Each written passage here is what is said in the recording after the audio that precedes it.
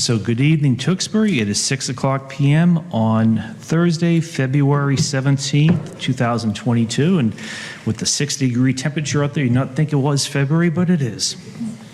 So I'd like to call this meeting of the Tewksbury Board of Health to order. Tonight, first on the agenda are approval of minutes. We have 3 sets of minutes to approve tonight. The show cause hearing back from August 26th, 2021, which is an oversight on our part. Thought we'd done that. And then our emergency meeting we held on January 14th of this year, and then our regular monthly meeting that was held on January 20th of this year. So I think everyone has received copies of all 3 sets of minutes in their packet. Does anyone have any questions or edits to be made to any 3 of those? I have no changes. Okay. Nope. None here, Mr. Chairman. Okay. So I'll entertain a motion to approve minutes as submitted. I'll make the motion to approve the minutes for August 26th, January 14th, and January 20th. Okay. Motion's been put forward. Would someone like to second the motion? I'll second. Okay. Mr. Ruiz seconds. The motion's been put forth and seconded to approve the minutes from the August 26th, 2021, January 14th, 2022, and January 20th, 2022 Tewksbury Board of Health meetings. All those in favor signify by saying aye. Aye. Chair votes aye as well. Motion carries unanimously 4-0. Okay. Moving on, new business. Annual reappointment of health agents. And this time we'll get it correct. So the first 2 we have to reappoint will be Shannon Gillis as Director of Public Health and Michelle Grant as Sanitarian. So would someone like to make a motion to reappoint those 2 individuals as health agents? I will make the motion to reappoint Shannon Gillis and Michelle Grant as health agents. Okay. Who'd like to second the motion? I'll second. Okay. Motion's been put forth and second to approve the annual reappointment of health agents. All those in favor signify by stating aye. Aye. Chair votes aye as well. Motion carries 4-0. Next one is appointment of health agent Vincent Gu, our part-time health inspector from the Tri-Town Public Health Grant. So if someone would like to make a motion to approve Vincent's status? I'll make the motion to appoint Vincent Gu as our health agent. I'll second. Okay. All those in motions been put forth and seconded, so we'll take a vote now. All those in favor of appointing Vincent Gu as a health agent signify by stating aye. Aye. Chair votes aye as well. Motion carries unanimously 4-0. Now for a last minute addition, we have appointment of special health agent Laura Blasoc, who is a new person that our tobacco control agent and special health agent Ron Beauregard has just brought on board. So he'd asked tonight if we could appoint her as a special health agent. What is her name? I don't know. It's not on your minute No. or not on the agenda. But since you're going to be having to do the motion, I'll give you the resume so you have thank you. spelling. Okay. I will make a motion to appoint Laura Vlasic as a special health agent. I will second that motion. Okay. Motion's been put forth and second to approve Laura Blasoc as a special health agent. All those in favor signify by stating aye. Aye. Chair votes aye as well. Motion carries unanimously 4-0. And just as sort of a clarification for those that watched us last meeting and wonder why we're doing it in this meeting, people that are employed by the health department are reappointed as health agents, and those that assist the health department but are not actually employees of the health department are considered special health agents. So that's the key distinction. Okay, next up is Jessica Fitzmaurice, Aesthetics Exchange Skincare, 1215 Main Street, discussion of proposed business expansion. So if you want to come forward, and if you remember the routine, we'll just need you to fill out the sign-in form there, and then once you've done that, just state your name and address for the record into the microphone, please.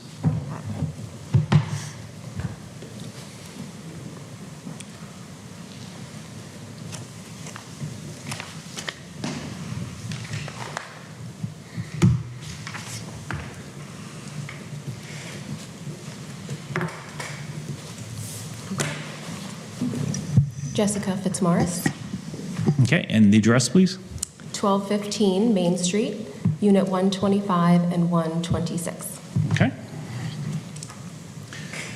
So, Director Gillis, I'll let you start off. The Board of Health issued a variance in March 2018 for the body art regulation, section 9.7.7 and 9.1.12, hand and mop sink requirements. The existing facility does not have a hand sink in the room where the permanent makeup procedure takes place, but there is a sink 7 feet outside the door of the permanent makeup room. The variance states that when permanent makeup procedure is being performed, there will only be one client and one practitioner in the room, and the door needs to remain open, maximum of 2 clients per day. The variance was based on the existing floor plan. There is no mop sink in the existing establishment. The business was expanded to the upstairs unit. There is now a room with 1 hand sink inside of the room. Therefore, that changes the existing conditions of the variance that was granted in 2018. And if you want to just bring the board members and the public up to speed on why she is here before us tonight. So Jessica expanded her business to the upstairs unit, and therefore there is a sink inside of the room, and she was looking for approval to use that room now to do the permanent makeup procedures in there. Originally, there was no permits pulled for this, so I didn't get to see a plan of the new existing space until after it had been completed. There were permits applied for. I went out there Monday to see the new space.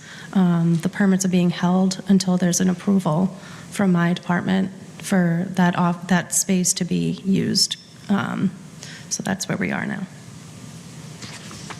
Okay, and then you and a board member went there on Monday to look at things. So if you just want to briefly, So we went there Describe that. Monday, went into the room where the proposed new permanent makeup procedure would take place. There is a hand sink. There's no mop sink. However, there is room if we require a mop sink, which we would. I don't have any problem with the location of the sink in this room. I think it's accessible. So I think it's a better space to do permanent makeup. and just as a, I guess, administrative note, the whole concern about where the location of the sink was, that we wanted to make sure that the sink was within the procedure room, so one did not have to open a doorknob and open a door to go out to wash hands or whatever and come back, especially if there are going to be other uses or other treatments going on in the other rooms there. So that's the last time we approved the variance to allow just one person to be there, or one customer to be there getting a permanent makeup treatment, since the sink was going to be outside. But I guess Dr. Bichetti, who was the board member that accompanied you on Monday, felt comfortable with having the sink there, and it would be in a procedure room, so there'd be a door that could be shut. So there's access to the sink without having to leave the room or open or shut a door. Correct. So I don't want to put his words or my words in his mouth. So was he fine with the location of the sink himself? I believe so. Okay. Mr. Chairman, Yes. was this site or the suite upstairs, it's upstairs from this, from the original permitted space? Correct. This space is upstairs? So it's a new space? Right. Is it pre-existing, or was it built to some specs that we don't know of? Was it already, is it there and we're just trying to fit the business in there? Or was it constructed to fit this business?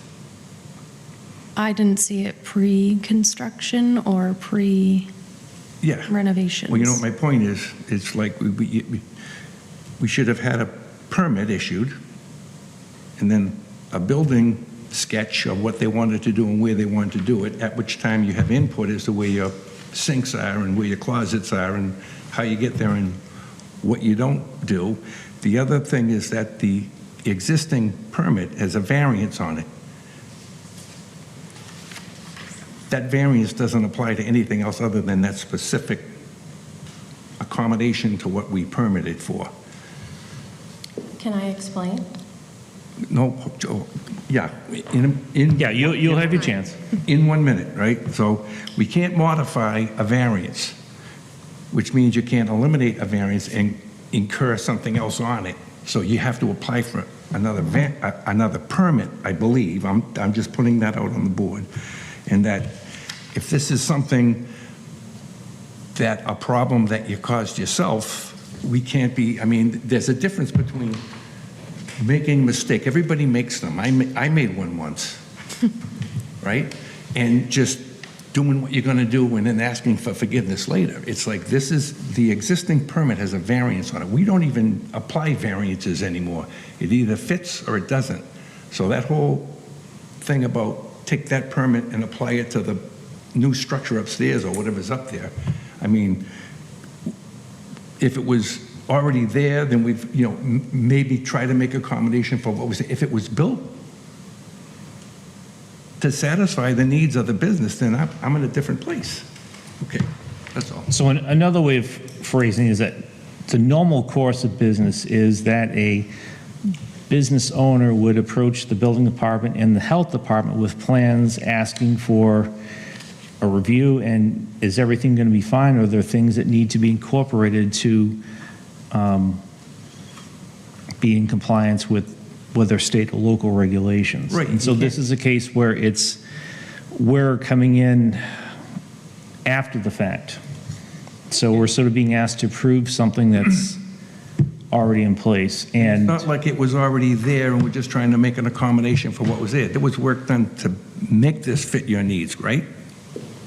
Nothing was built to fit my needs. Okay. Everything was currently there. I had changed old sinks to a new sink and old lights to a new light, but no plumbing was added or moved or anything.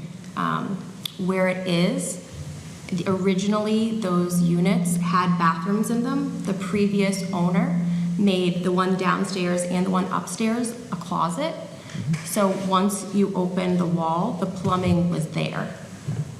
So that's where we put the new sink, but we didn't have to add any plumbing.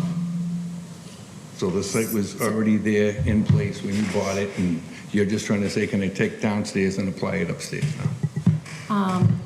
It was already there. Yes, it was already there. The permit stuff is definitely my fault. As an oversight, I had somebody else talking to the plumber and the electrician and coordinating it for me. And I just assumed that everything was done as usual, because of course I know that I'm going to be working with you guys. So I would never intentionally have not pulled a permit. So when I assumed that I didn't know that you needed, if you were just changing a light fixture or changing like an old sink to a more modern sink, I had no idea. So I just assumed that everything was going as planned until I found out that when the building inspector came in, he's like, oh no, you have to. And you get had a permits. licensed plumber do that change, Yes, right? yes, I Well, did. they But should I- know, shouldn't they? But I wasn't the one coordinating and working with Yeah. them as a designer. So that was definitely my fault for not being more involved. But that's kind of how all of that happened.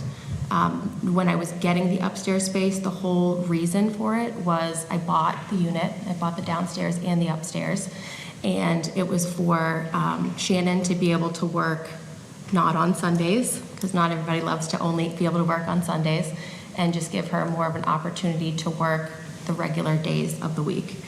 So that was really the whole point of having the upstairs space available for her for permanent makeup. Is it going to be, and I'm assuming this, you're going to have an operation downstairs and upstairs? Yeah, so what I'm hoping to do is, so my nurse that currently does cosmetic injectables downstairs will use one of the rooms upstairs, so that I can get another esthetician to work downstairs. So basically, all the 3 downstairs room will just be like skin, and then the upstairs would be used like under our Dr. Sheckman, where the nurses would be up there. So it'd be more of like, that's where any kind of like medical treatments, cosmetic injectables, we're adding cosmetic teeth whitening to that space. So that's what it would be used for. So the Dr. Sheckman operation would move from downstairs To only be upstairs. upstairs. So you have an existing variance for an operation downstairs Yep, that is going to change. It's going to be modified, yep. correct? And then you have actually a new operation taking place upstairs. Is that a fair way to state that? I mean, Or it's, the old operation is moving upstairs? the old operation would be moving upstairs, yeah. So as it relates to the variance and any changes that were to be made to what was approved there, and I think a lot of people don't understand that when you submit a plan, it becomes part of the variance. So the plan itself varies the terms of the Board of Health regulations, and it becomes parcel of the permit itself, the variance does. Now you have a different operation upstairs, a lot of which the procedures seem to have been approved under your variance. So you have Dr. Sheckman involved. Yep. He's looked at the operation upstairs. I don't know if he looked at it, but he told me he was aware. Okay, so he's aware of it. And if you were to start this operation anew, you would start a new permit process for upstairs. Do you agree? It's still the same establishment name. It's just an increase of space. Okay, so it's the same establishment. But I would say the permit would be issued to that specific room. A new permit. Right. So that's my point. So it would seem to me that you would have to have a new permit issued for the upstairs space, and it appears to be a change in the operation of the downstairs space. You would need at least a minimum of a narrative of what's being changed downstairs. Nothing would be changed downstairs. We're already licensed for the Board of Cosmetology to do skincare. The room's also used for that the rest of the days of the week if Shannon's not using the room. That's the narrative I was talking about. Okay. You just said it. I wish I was fast enough to write it down. That's the narrative that you would submit so that we can understand what the operation would be downstairs. Okay. Bob, so you're talking 2 permits for one operation or one umbrella permit? What I'm trying to do is make this as easy as we can administratively. Yeah. Right? So we know that there's a small change in the operation downstairs. It would seem that that can be done as a non-substantial change with a new narrative of what's going on downstairs. Because it is a non-substantial change. It isn't changing much. But it's changing enough that you have to notify the director and you have to notify the board that you're making this non-substantial change. Then we would look at it as a non-substantial change. That operation upstairs is an expansion. You can't expand the variance. You basically have a new operation upstairs, right? And just describe again to me what the new operation is upstairs. What does it actually entail? So there's a sink in the room now, and I believe that's the room that would be used for permanent makeup going forward instead of the downstairs. So she'd be actually more compliant upstairs Correct. than she would be downstairs. However, we need a mop sink. Yeah, if there was a mop sink. Okay, so there's still a deficiency upstairs. There's a common sink that's 10 feet deep and 22, inches, sorry, 8 inches, 10 inches deep and 22 inches wide. That's, I don't know what the standard mop sink is, but you can get a pail in there and all of that. So part of, I wanted Shannon to see it was, I didn't know, of course I said I can put in a mop sink, but it just seems silly to have a sink and then right next to it have a mop sink. So in the common area sink, when we had updated it, I got a very deep and wide sink to see if that would suffice as a mop sink. Because the mop sink would be right next to her hand washing sink. That's the only place to put the mop sink. So from a standpoint of the separation between the mop sink and the hand sink, that's an issue. Yeah, so what is the use of that sink outside of the room? It would be a hand washing sink. So in our world, we don't like cross-contamination like that, so we would prefer a mop sink, which is typically like on the ground, and you just dump the water right out. It would be easier on you too. I So will it tell does you get heavy. this, that there are self-ejecting mop sinks. So they have the actual mop sink that fits on the floor. They have a little tank behind it.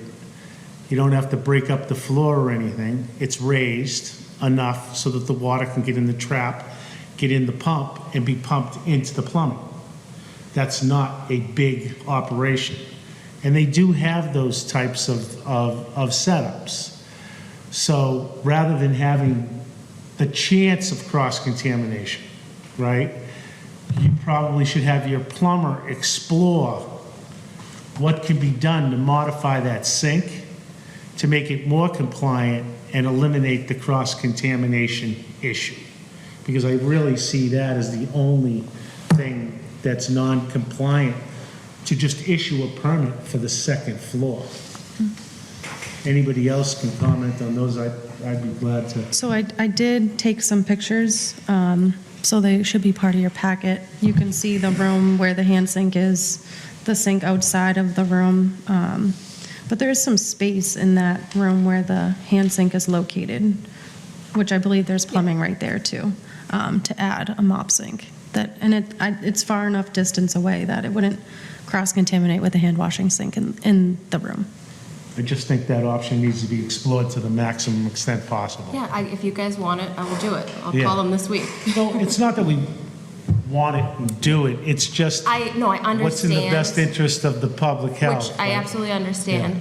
But also, we have been, like, working for the last 3 years doing permanent makeup. Like, in our current situation, we've never, ever needed a mop sink. You don't get blood when it comes to permanent makeup. So that was just the only reason why I didn't say, oh, yeah, let me just 100% do it, because we have never needed it. I think the fact that you've never needed it is a testament to your own operation. But the one time that you do need it is the incidents that we have to worry about. Correct. Right? So, listen, I like to hear that there's been no incidents, and that really is a testament to your own operation. We've treated 45 people in the last year and a half. Yeah, but for a standard, we would just be more comfortable as a board that if there was the separation necessary, that eliminates all the risk. And your operation can go on with the due diligence that you've been doing, but, you know, that one chance in a million has been eliminated, and frankly, that's what health is. It's one chance in a million. So, but that's all I have. I don't see this as, I see it unfortunate that you went forward without permits, but Yeah. we're here to correct that tonight, not to chastise you. So in correcting it, it sounds like the narrative, in my opinion, would correct the downstairs operation. And if the doctor is okay with the upstairs issue, we haven't heard from him, or is he going to chime in? I spoke with him today. He's Okay. all set with it. So it seems like that's resolved. The only other issue you would be doing is a permit for upstairs from the Board of Health for that operation, and looking into remedial effect on the mop sink. That's all I have. Does anybody else want to speak to So it? I have a question on the mop sink. So if I understand correct, if the mop sink goes into that little alcove that's connected to and inside the proposed cosmetic or permanent makeup room, that mop sink really pertains to just whatever happens in that room. Because if there's any type of a blood spill anywhere in the other two procedure rooms or elsewhere, you don't have access to that mop sink if there is a procedure, permanent makeup procedure going on in that room. So to me, it makes more sense to have that mop sink outside a specific room, because it's not intended just for that one room, but it's intended for, should a spill happen The anywhere operation. on that. And I'd be more concerned about potential cross-contamination if you're coming in to an active procedure room with cleanup on the floor from blood and going into what we're trying to keep as sort of a, I won't say sterile room, but a more clean room. So that's my only question is it better to locate that mop sink where it's generally accessible, not, you don't have to go into a procedure room in order to utilize it?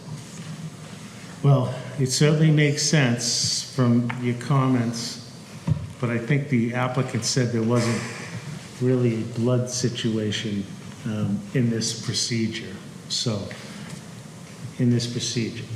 but I'm taking your point as you know, separation makes more sense. I don't know what the plumbing availability is, and maybe the applicant doesn't either, but wouldn't it seem that the applicant should speak to her contractor and her plumber and find out whether or not our suggestions are physically capable of being completed as part of the operation?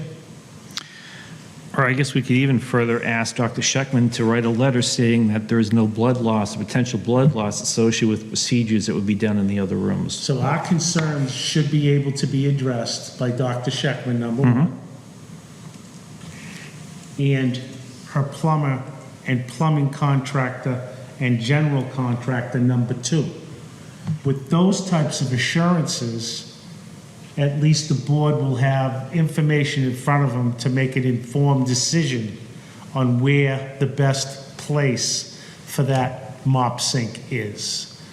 So as much as we'd like to give you a decision tonight, I don't think we have enough information, although we've talked about what's necessary, and I think you can move forward on the narrative. You can move forward on Dr. Scheckman.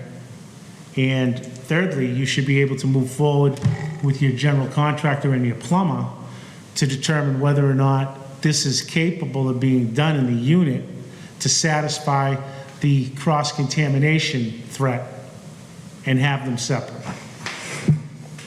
Is that fairly clear? Okay.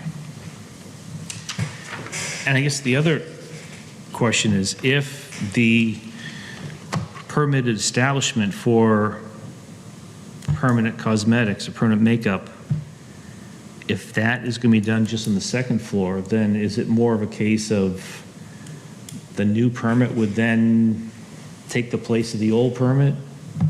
So it's more of an administrative filing, so there won't be necessarily a new permit fee charged this year, but essentially one is, Yeah, I agree. it'd be just one permit going forward for the new unit, and that permit and the variance for the older one would be sort of We could- revoked? We wouldn't revoke the variance, but at this point, you're basically expanding the operation to 2 floors. she needs a permit for the operation. If we issue her a permit and she supplied the narrative in the variance case, the variance still stays on the first floor, okay? And I understand what you're trying to do from a streamlining standpoint, but she has a legal variance that was granted. It will always be a variance on that operation, right? It's not going to disappear. We have the paperwork, we have the plan. The only thing we're looking for on that variance is a non-substantial change. And I know what we're attempting to do is to try to streamline the process, but it's actually two separate things, right? Even though her operation may be combined. The only other way to do this would be to eliminate the variance and permit the entire thing. Now, if we looked at this bottom floor as a single operation, could it be permitted without a variance? For permanent makeup? No, because No. it would not have the mop sink or the sink inside the So we procedure. we don't have the ability to say that that complies. So the variance just stays where it is. She has a variance, no mop sink. What we don't have there is clarification from a narrative standpoint on what's going on. So we could look at that as a non-substantial change, just leave the variance alone. That operation upstairs is a separate operation for permanent makeup, correct? How would you describe that? I would refer to Jessica, honestly. Okay, how would you describe the operations upstairs? His moving what's currently downstairs to a newer space upstairs. She would be in compliance because she'd have a mop sink. She wouldn't require a variance. It would be a permittable situation. But there's no way to permit that downstairs because there's no mop sink, Or a hand sink in the room. huh? Or a hand sink in Or the a room. hand sink, so it's short a couple of elements. So I don't see, unfortunately, the legal mechanism to combine the two, just because you have an existing variance that has a couple of deficiencies that relate directly to the variance. With the variance, she can operate down there legally, no problem. Upstairs, she's gonna almost be in full compliance with the operation upstairs, and that's a permittable situation without a variance, if I'm not mistaken. Yeah, so the permit and the variance is solely for the permanent cosmetics. Correct. And if that whole permanent cosmetics is going upstairs into that one room upstairs, then essentially there's a permit and a variance for something that's not going to be done down on the first floor. That's correct. But it still gives her the opportunity to bring someone else in. And it does, and what she would do is, at that point, is come in and determine whether that would be a non-substantial change or a substantial change. And that's what happens with variances in front of boards. When you have a change, you come in, you ask the board whether it's a substantial or a non-substantial change. If it's a non-substantial change, you just continue with your operation, provide a new narrative, tell us what's going on. That seems like what's going on the bottom floor right now, okay? And it sounds like it could be cleared up with a letter from Dr. Scheckman and a narrative submitted to you. If there was some other change to the bottom floor operation, she would come in, notify us, and we would make a determination at that point. Mr. Chairman, may I ask a question? Oh, go right ahead. Thank you. Bob, you said so much, I'm now completely confused. It's okay. I'll try to explain it. Explain this to me. So, the downstairs does not have a mop sink or a hand washing sink, correct? In the room. In the room. Correct. Doesn't it still require that?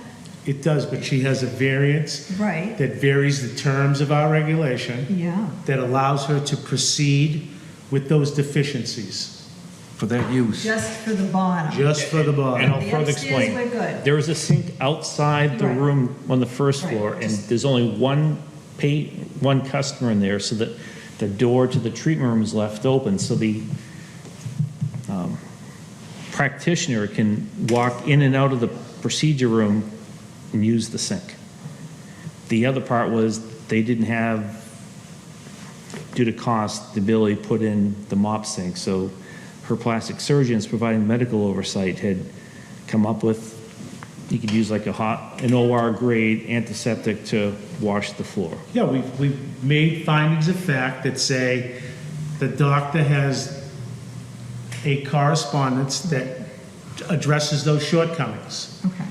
So that's a variance situation that's perfectly allowed with all of the backup that we have in the file, and that operation can continue. And all we're asking now on that variance is a narrative to tell us exactly what's going on so we can make a non-substantial change motion and vote on that. So here's the other thing. She's not done. Thanks, Charlie. So this letter from Dr. Scheckman, because it had no date on it, was this from the original? Yes. Thank you. This was not from your new space? No. That's what I want. Thank you very much. So, Can I have a point of clarification, Mr. Chairman? go right ahead. Again, the term variance. Yes. The variance applies for a space with a specific use in that space, which is how that variance was applied. That use is now migrating. Right. That space downstairs is now open for consideration again. No? Could we eliminate that variance Well, and correct the whole thing at once? I guess if you eliminate the variance, you would have to revoke it, and there'd have to be cause to revoke it. We don't have any cause to revoke it, and there's nothing wrong with it staying in place. As long as she has a narrative telling us what's going on there, we can look at that narrative and determine that there has been no substantial change that is even considerable for us. So that operation can continue on the first floor. She can do the same thing that's being done there right now, but Correct. nothing different, because there's no modifications on variances, correct? Correct. All right, that's all, thanks. Now, if you really want your head to spin, Maria, Here we go. back in our November 21st, 2019 meeting, which I'm sure will be crystal clear in everyone's memory, if not, Jessica had come before us to request a modification to the variance to allow at that point Shannon, who is applying as an apprentice. So there's also, the variance has been modified to allow 2 practitioners in the room. Was I here? No, so that's why it's not because you have a head cold, it's because you weren't here. So. Problem with that? No, I don't. I think part of the narrative we're looking for too is a better clarification of, now that that apprentice has a practitioner license, what is your plan moving forward for conducting permanent makeup there? So Shannon has a growing clientele, and she only takes, 2 clients every day. She'd never take more than that, just because it's like a lot on your back. I'm not planning on hiring anybody else. Again, the whole point of her having a room that's more compliant is so she wouldn't have to work Sundays and Mondays and like be just limited to those days, and first of all have to work on a Sunday. So this gives her the opportunity to work, Monday through Friday, a couple clients a day. It just gives her flexibility. So really that's the only. So it's not a school, it's. No, this is just and being applied we're not gonna have to- any more people, not unless Shannon leaves me. Okay, so what we'd like is part of this narrative, because if we go down this bit where the variance is for the operation of the original unit, now you're going to be getting a permit for the second floor unit, is to have a narrative stating that permanent makeup will only be performed in that one room that has the sink. Oh, 100%, yes. Come up to the table. You can sign in and. Perfect. introduce yourself. Okay.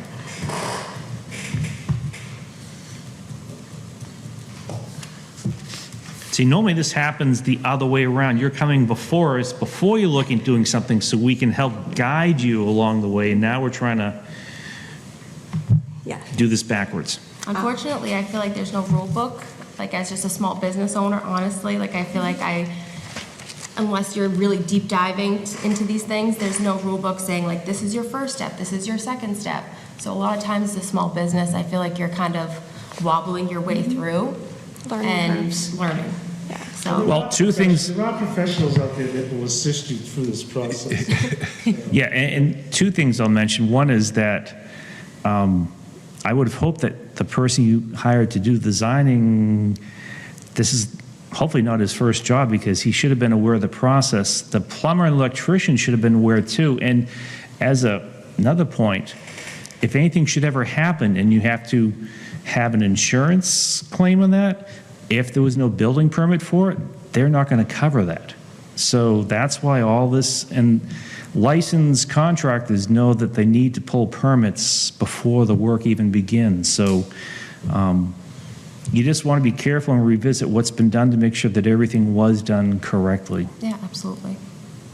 So I'm Shannon. I'm the permanent makeup artist. She actually helped train me. I've been doing it for a little over 2 years. I don't know the exact date, but within those 2 years, I've already done 4 or 5 classes. I've gone to New York. I've gone into Boston. I'm actually taking another course this weekend in Stoneham at Moco Beauty. Majority of the places, and I know every town is entirely different, state and cities and everything. None of them had actual mop sinks in any of the rooms. And this is with multiple people inside one area. Again, I know everything's entirely different with towns and states and everything, but they all ever had was just a tiny portable sink where you take and go as you please. I do know that doing aesthetics for 7+ years, I've actually had more bleeding with just a tiny Lancet on a teenage acne client, getting rid of their acne with a little teeny little,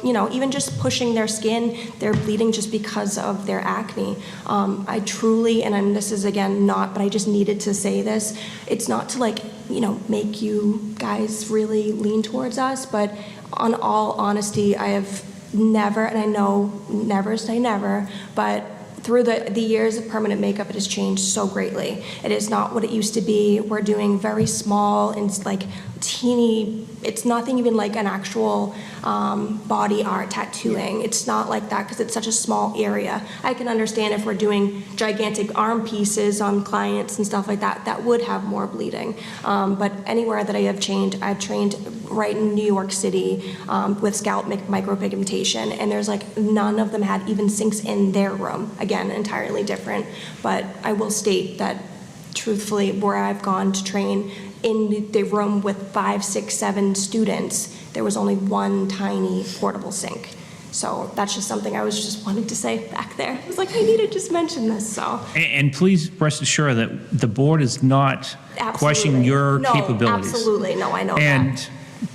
the big issue comes, whether it's the permanent makeup or traditional tattooing, is because there is no national accreditation, Yes. there's no national standards, there's no national guidelines. It's left up to each individual community to look at what's best. And we're trying to take the higher road and trying to, hopefully this year we'll get them revised, try to have it set up so that we'll have the gold standard. So it'd be more like going to a day surgery suite type thing, where whoever comes in knows that we have as close to sterile conditions as possible, so that not that you can eliminate anything from happening, but greatly reduce the chance of infection would set in if something unavoidable should happen.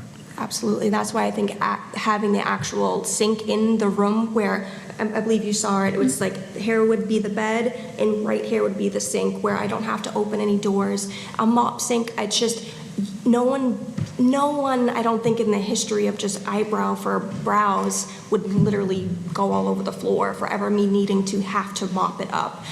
So the sink, I even talked to her, I really thought that would have been a perfect size due to the fact that it is just me touching it if I were even to, but I literally take my gloves off the moment, I don't even leave the client's side. I take it off and I put it in my trolley where everything is already set to go, where I can just pick it up and put it away and toss it into the trash, which there's actually where my trolley is, there's a trash bag I put over it So I don't ever have to physically touch it. Everything goes into it, we're all trained that way. So I never really go over and need to open or anything, and my sink is right there for me. And I think you have pointed out the very distinction of our job and duty to the public. We really rely on you folks to be trained to the nth degree Absolutely. to make sure there's no mishaps. No. Then our board has this underlying duty to the public to make sure that the facilities themselves are as close to perfect as possible. So you guys get as close to perfect as possible with your training. And then we look at the situation from a contamination and a cross-contamination standpoint and try to make it as close to perfect as possible. We have to meld those two together in order to be satisfied that, you know, your training is going to be there 99.9% of the time, but it's that 0.1% that we're looking at for the facility to make up for that, right? So we're happy with your training. I'm glad you spoke as you did, because it gives our board a comfort level that we normally can't get unless you appear here and tell us and so testify. But remember, it's just our job to make sure. We don't want to cost you money. We don't want to do anything. We just want to make sure that you got as close to perfection as possible under the regulations so that we don't have to grant another variance. That's the bottom line. And I think this is the one regulation that is unique among all the other regulations, because the majority, if not all the other regulations we have locally here, it's a result of something happened. And we put a regulation in place to ensure that we greatly minimize or eliminate that from happening. The body art regulation went into place not because something happened, just because business was coming here. So this is a different situation. It's not to address a problem, but rather to, as you were saying, to head off any potential problems. So with that, it would seem to me that their current operation can continue because they have a variance downstairs. I would just ask the board to chime in on whether or not there's a problem with continuing the operation downstairs under the variance. I don't think so. no, because right now, there are just two folks that have practitioner licenses there, and they're both before us tonight. Okay. And the only thing that we're short on the downstairs operation is the narrative that's going to be supplied by the operator. Yep. Now, the narrative that I'm supplying is for if and when she moves upstairs. Correct. Absolutely correct. That way we know what's going on, right? Then we have Dr. Scheckman, who's reviewed the upstairs and appears to be happy with it. I don't know if we need a supplemental letter or whatever, but if Shannon's happy with speaking to him directly, it seems to me that that will be sufficient. The only thing that we need for upstairs is an actual permit, because the variance doesn't cover the upstairs operation. Right, and before that permit can be granted, We would like to The- get the plumber's input right, the mop sink needs to be, on the mop sink. Okay. So We need is the that, we need the building department to clear well, it. there's no doubt they'll go through the process, but we obviously need to understand what the capabilities of the upstairs are to bring you into compliance, so you're not back here for a variance. That's simple. So, That's- Charlie, you have anything else? The Administratively, building department is aware of what's going on and where we get what we need to So that go way it's not a forward. whole I nother think mess. another permit Yep. is warranted, and My question is, obviously, this is a big, like, financial burden, not being able to, like, waiting and, to use the space. So my question is there a way to not move forward on the permanent makeup room until we have everything situated, but is there a way to at least sign off on the other two rooms, so then the building department can come in, because everything's, like, on hold? So the longer I wait, the more financial debt that I'm getting into. I think to me, the holdup right now is where that mop sink will be located.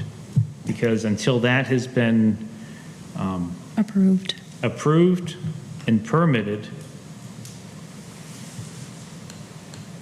then I don't think that you'd want to be, or in a way to okay the other rooms, because if that location impedes upon where the other rooms are. So I think, first and foremost, the critical path item is getting that mop sink location identified, permit applied for.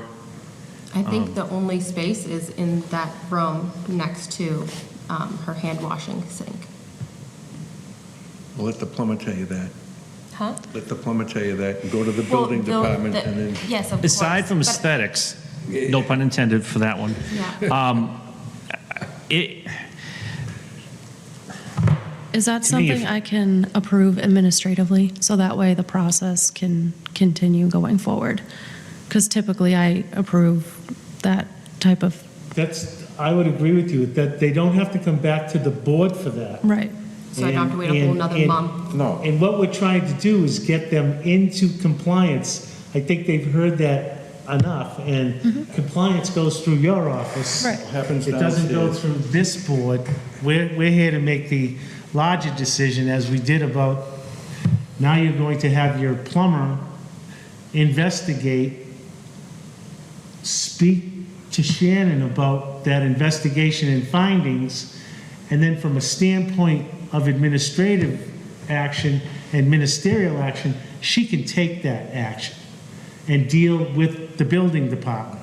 You don't have to come back here Okay, to do that, unless you need a variance, got it. okay? Or unless you need to have the board act on a waiver or something else that's maybe minor in nature, then it would come back here. But I think at this point, what involvement does the board have other than what they've espoused tonight?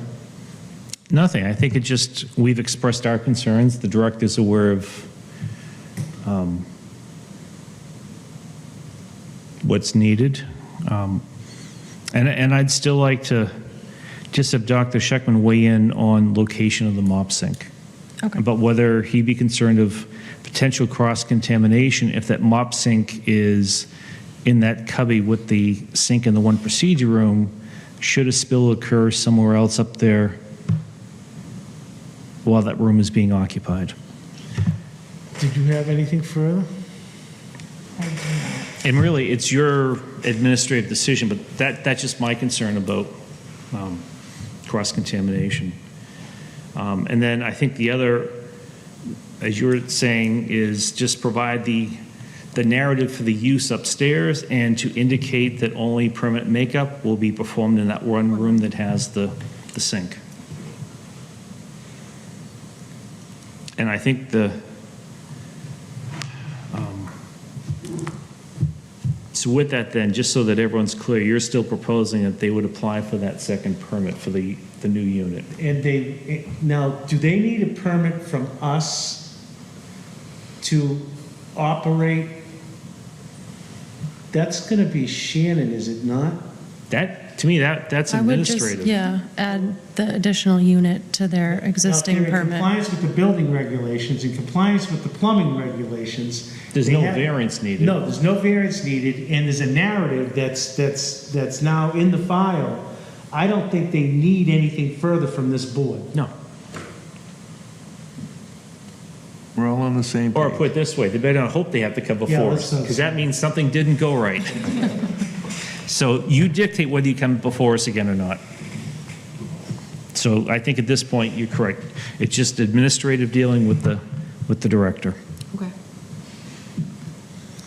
And just remember, if business booms and you decide to expand even more, go see her first, Yes, I will. Thank you. then the building department. All right, perfect. So there's no motion necessary, and the only thing that we have coming out of this is that ministerially and administratively, Shannon's going to be handling it. Yep. Okay. And good luck with your future expansion. Thank you. Thank you. Okay. Are you all set? Yep. Okay. So next item on the new business is the 2022 fee schedule. And with all the cappings with COVID over the past year and a half, it was completely overlooked that we never did this last year. So this is, and I think in this, and you can correct me if I'm wrong, there are no changes in the fee permit. This is more of a administrative procedure just for the board to say that this is the fee permit schedule for the current calendar year. Correct. Does any board members have any questions over any of the pricing or anything that's on this? Nothing here. Nothing's been removed, nothing's been added. I move that we're adopting the new fee schedule as attached to the package. Okay, so I'd like to, Second that? yep. So the motion's been put forth and second to approve the 2022 fee schedule as submitted. So all those in favor signify by stating aye. Aye. Chair votes aye as well. Motion carries unanimously 4-0. Okay, old business.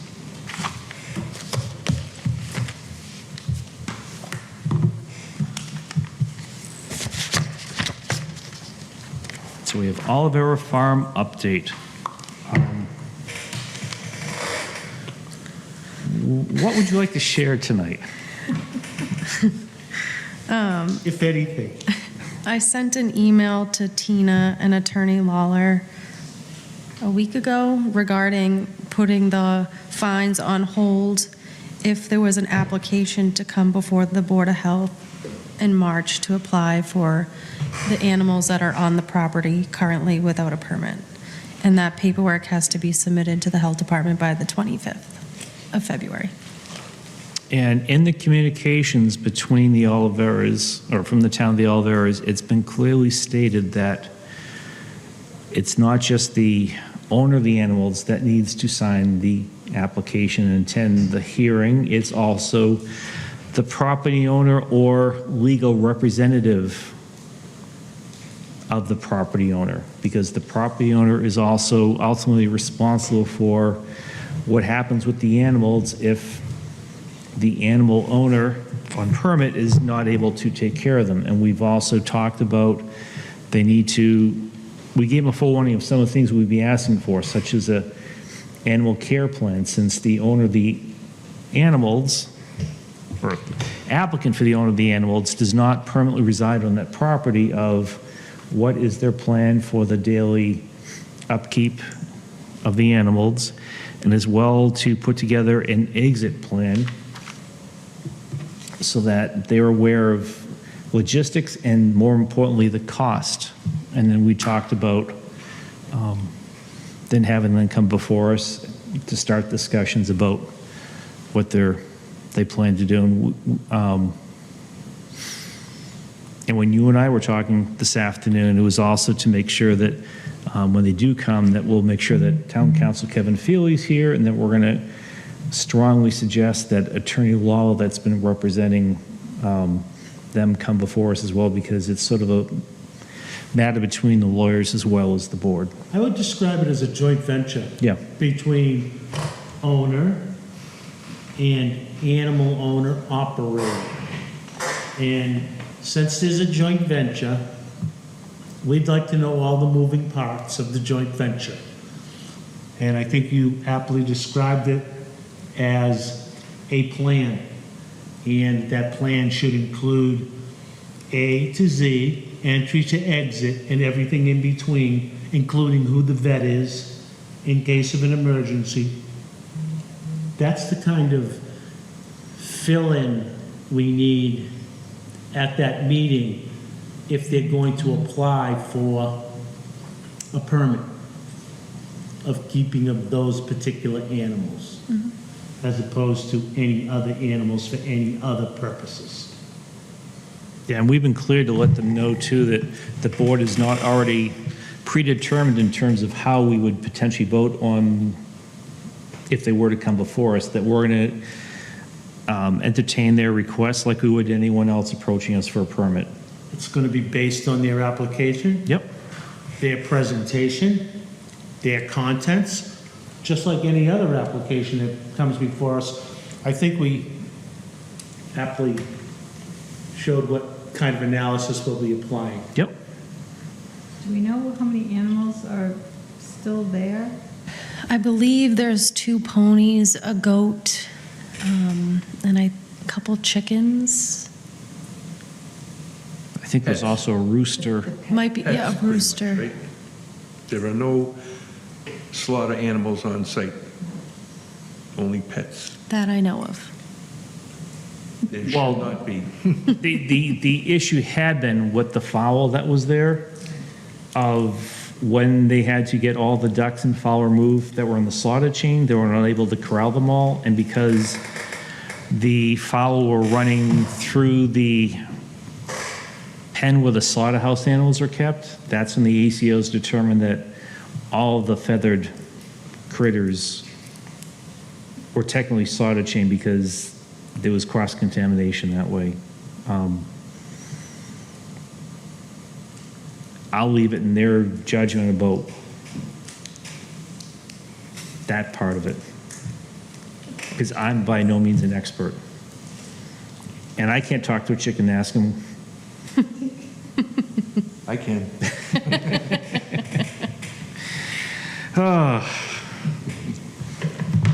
So that's the update from the farm. Any items for discussion tonight? There was a notice from the town nurse. I don't know if that's up for discussion. I don't even know if the public's aware of the little investigation that's going on. I don't know if Shannon wants to bring, So that was conducted by the school nurse. She looked into a cluster of type 1 diabetes in children and opened an investigation with the Department of Public Health. so. Is there a location on that? Or I was assuming with what they were referring to in the memo that it was a certain area that's a common place for The Sutton Brook area. cancers and other issues. Yeah, apparently it's a mile away from Sutton Brook area. And I think there was 6 students in a very small radius. And in fairness, there's no connection to Sutton Brook. There's no connection to anything right now because they're investigating whether or not this cluster of folks who have type 1 diabetes is related to any condition. That's what they're investigating. There's been no determinations, nor are we making any allegations or allusions to any connection until the school nurse and the Mass Department of Public Health makes those determinations and reports back to us. And if there's a public threat, we would report that to the public. Yeah, and one of the reported causes of type 1 diabetes can be virus-borne. So it may not be environmental, it could be epidemiological. Could be some other trigger. Yep. And that's why we're mentioning it, and that's why we're mentioning that even though it's in a specific area, there's no conclusion that that area has contributed to it, that they're investigating causation.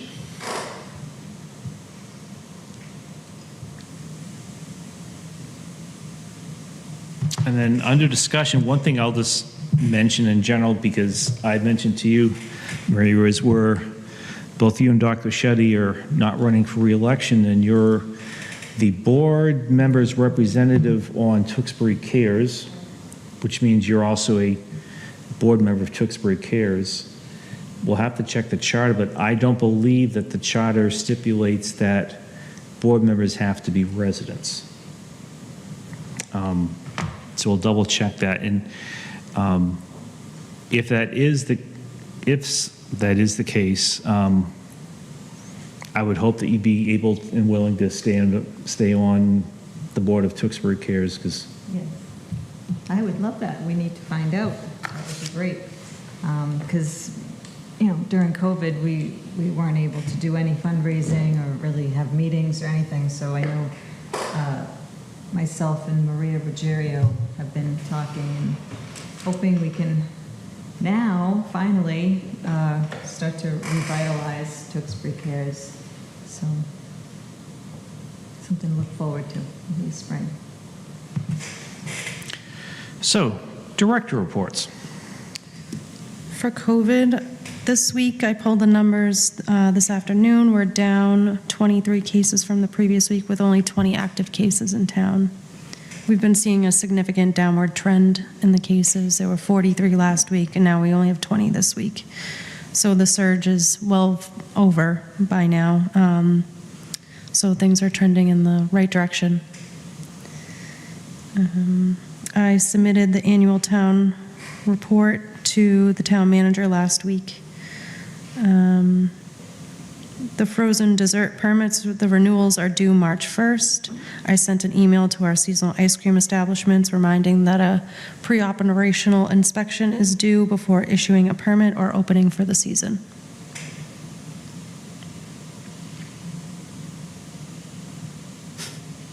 And I guess to dovetail onto that, at least my goal, and I'll be working with you, and maybe you can help if needed, is to make sure that we can get the frozen dessert regulation and the food establishment regulation before us to vote on at our March meeting. I am just waiting input from a manufacturer that I sent the request for information out to. Just waiting on the response regarding the pre-inspection protocol. Okay. I actually received an email from Pam today regarding a Tewksbury Community Cluckers meeting that she's going to be starting up in March. I believe it's the 22nd. So that's anyone who has chickens in town. It's kind of like a talk about best practices and such. So that should be coming up in March. Oh, good. Charlie, will you be attending? I'll be there. Thank you. You do speak chicken. We do need a translator. So coming back to your comment,